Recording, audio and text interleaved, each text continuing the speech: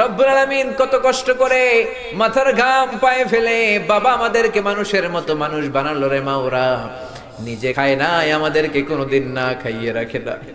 বাবা নিজে পরে নাই, আমাদেরকে না পরিয়ে রাখে নাই। ঈদ আসলে নিজে নতুন জামা কিনে নাই, আমাদেরকে নতুন জামা না দিয়ে রাখে নাই। জানি না কোন ভাইয়ের বাবার কবরে দাউ দাউ দাউ করে জাহান্নামের আগুন জ্বলে।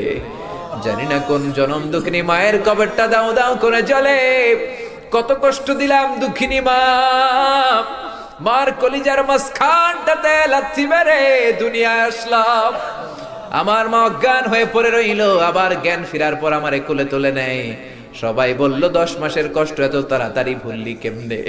আমার মা জবাবে বললেন, তোমরা বুঝবা না, যখন আমি আমার সন্তান কোলে লইছি, বুকে লইছি, চুমা খাইছি রে, 10 মাসের সব কষ্ট আমি 1 মিনিটে ভুলা ফেলাইছি। জানি না কোন ভাইয়ের ওই জনম দুঃখিনী মায়ের কবরে আগুন জ্বলে, কোন ভাইয়ের আব্বাজানের কবরে আগুন জ্বলে, দাদার কবরে, দাদির কবরে, নানার কবরে, নানির কবরে আগুন জ্বলে।